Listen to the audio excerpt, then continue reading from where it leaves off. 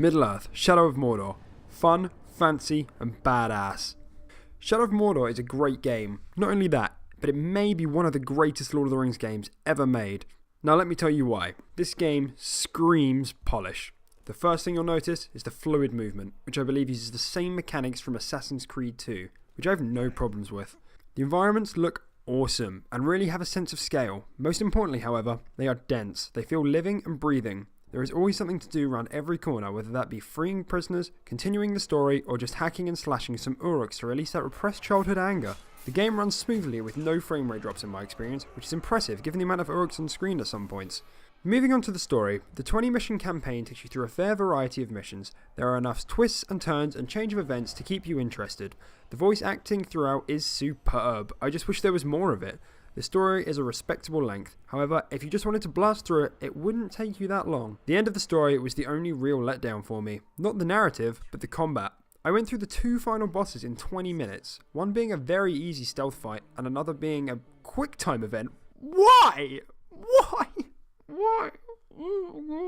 Coming on to the most outstanding feature of the game, the Nemesis system. To put it briefly, the game randomly generates Uruks, and if they kill you, they will level up, meaning they will get more powerful and gain more strengths. This isn't the only way they can level up. Uruks will also have power struggles with other Uruks, which you can intervene with and try to either kill both or help one win. This will usually result in one getting more powerful. The system gets even more interesting when you unlock the brand ability. This allows you to have your Uruks fight at your side and then command them. For example, I could order a war chief to start a riot with another war chief, potentially making the fight easier for me. The variety of Uruks with different strengths and weaknesses is amazing, and a lot of the time allows you to make a connection with a particular Uruk. This means you can develop your own story against a certain Uruk, and it's this part of the game that really shines.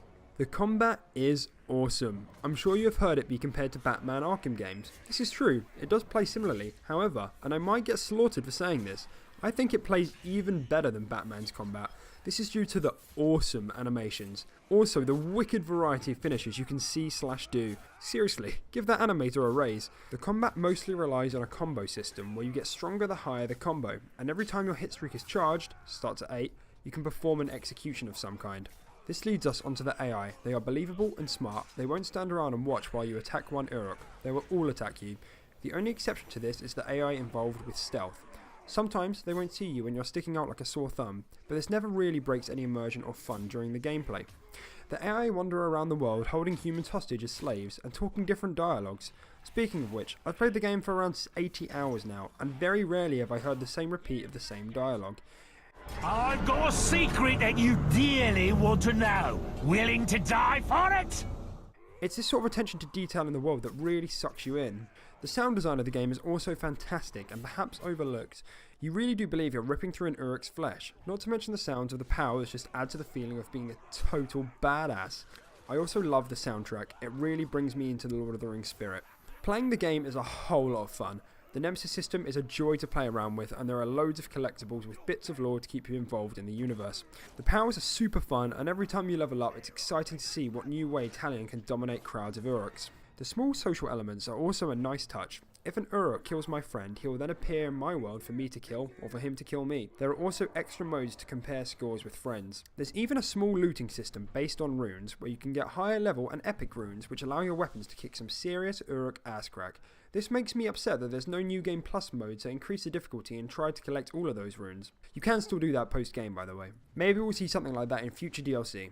Who knows? Not knowing much about the Lord of the Rings universe won't take anything away from the game, but knowing more about the Lord of the Rings universe will definitely add to your experience. Seeing as this is the first review I've done, I'm going to explain what I'm going to do here.